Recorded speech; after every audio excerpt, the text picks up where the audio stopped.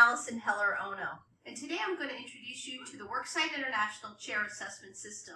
We're going to use the chair assessment tool to assess how the life cycle of this chair is holding up over time.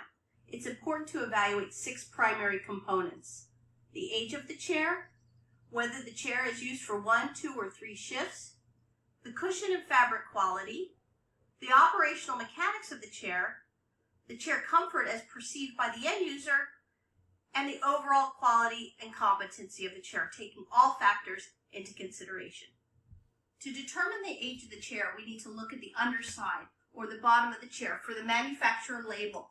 We're going to look for the chair year, delivery date, or shipping date. The year when it was shipped was 2014.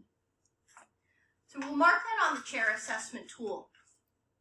Aside from the age of the chair, we need to look at cushion and fabric quality. Fair condition indicates that there's some signs of wear and tear, and the foam may be unevenly worn.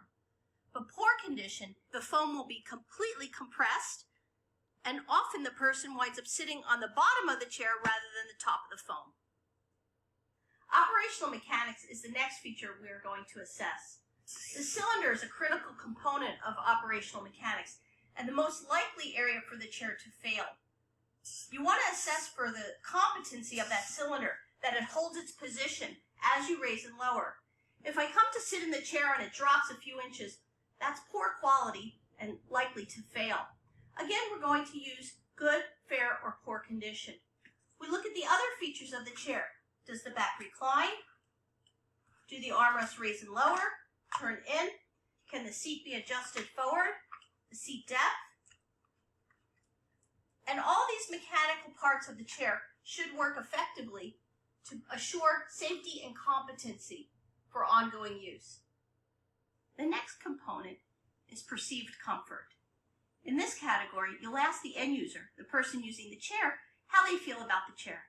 Please rate the chair whether you find it to be comfortable, very comfortable, or uncomfortable, and be honest. The final category is overall chair quality and competency. Here you're going to take all 6 factors and pull them together to rate the chair finally as in good condition, fair condition, or poor condition. That's taking into consideration the age, the cushion and fabric quality, the operational mechanics, and the end user comfort. The most important thing is that we make a decision regarding the chair quality and competency for continued use by your employees in the workplace. The Worksite International Chair Assessment Tool and a system will help you to make that decision.